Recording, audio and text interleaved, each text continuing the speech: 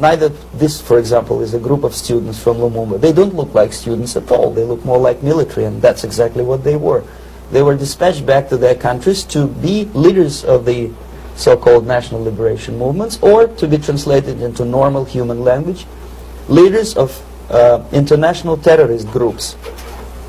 Another area of activity when I was working for the Novosti was to accompany groups of so-called progressive intellectuals, writers, journalists, publishers, teachers, professors of colleges. You can see me here in Kremlin. I'm second on the left, with a group of Pakistani and Indian intellectuals. Most of them pretended they don't understand that we are actually working on behalf of the Soviet government and the KGB. They pretended that they are actually being guests, VIP intellectuals, that they are treated according to their merits and their intellectual abilities. For us, they were just a bunch of political prostitutes to be taken advantage for various propaganda operations. Therefore, you can see perfectly well the senior colleague of mine on the left doesn't really have that much respect on his face, and myself with a very skeptical smile, typical KGB sarcastic smile, anticipating another victim of ideological brainwashing. This is how a typical conference in Novosti headquarters in Moscow looked like. Sitting in the middle is Boris Burkov, the then director of Novosti Press Agency, high-ranking party bureaucrat in the Department of Propaganda. I am standing next to a famous Indian poet, Sumitranandan Pant. He was famous because he was an author. He was the author of a famous poem titled Rhapsody to Lenin. That's why he was invited to USSR, and everything was paid by the Soviet government.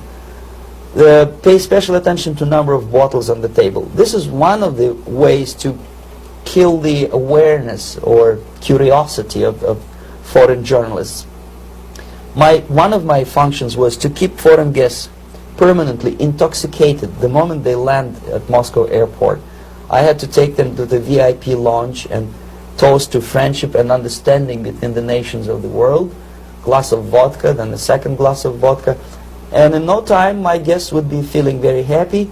They would see everything in kind of pink, nice color. And that's the way I had to keep them permanently for the next 15 or 20 days. At certain point in time, I had to withdraw alcohol from them so that some of them who are the most recruitable would feel a little bit shaky. This is the first stage of befriending a professor. You can see myself on the left with the same James Bond smile. On the right is my KGB supervisor, Comrade Leonid Mitrokhin, and in the middle a professor of political science in Delhi University. The next stage would be to invite him to a gathering of Indo-Soviet Friendship Society. There he is sitting next to his wife before he is being sent to USSR for free trip. Everything is paid by the Soviet government. He was made to believe that he is invited to USSR because he is a talented, sober-thinking intellectual. Absolutely false. He is invited because he is a useful idiot, because he would agree and subscribe to most of the Soviet propaganda cliché. And when he is coming back to his own country, he is going for years and years to teach the beauties of Soviet socialism to newer and newer generations of his students, thus promoting the Soviet propaganda line. It was the part of the building of USSR embassy, and my supervisors on the left is Comrade Mehdi, an Indian communist, and on the right, Comrade Mitrokhin. My supervisors in the secret department of research and counter-propaganda. It has nothing to do with either research or counter-propaganda. Most of the activity of that department was to compile huge volume of information on individuals who were instrumental in creating public opinion.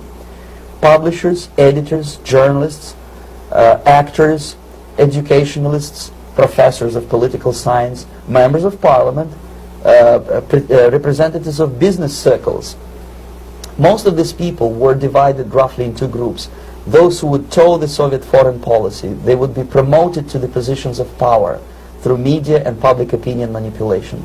Those who refused the Soviet influence in their own country would be character assassinated or executed physically come revolution. Same way as in the small town of Hue in South Vietnam, several thousands of Vietnamese were executed in one night when the city was captured by Viet Cong for only 2 days.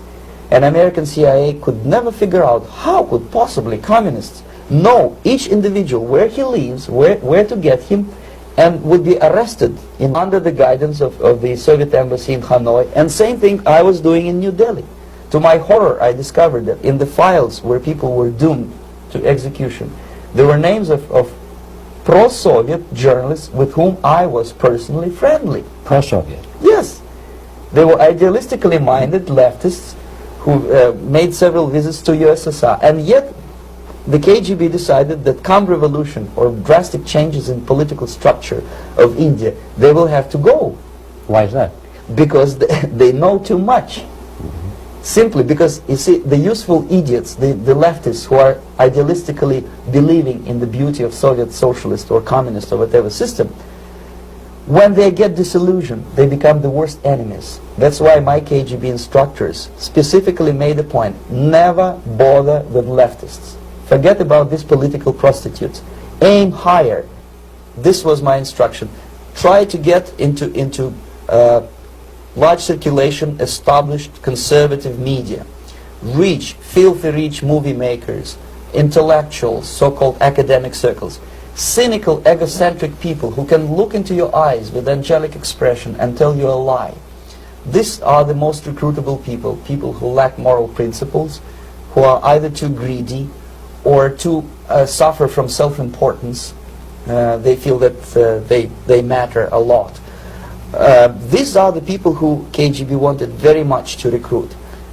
But to eliminate the others, to execute the others, don't they serve some purpose? Wouldn't they be the ones they rely on? They serve purpose only at the stage of destabilization of a nation. For example, your leftists in United States, all these professors and all these beautiful civil rights defenders, they are instrumental in the process of the subversion only to destabilize a nation.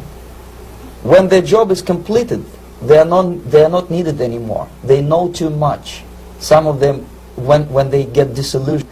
Same happened in Bangladesh when Mujibur Rahman, very pro-Soviet leftist, was assassinated by his own Marxist-Leninist military comrades. It's the same pattern everywhere.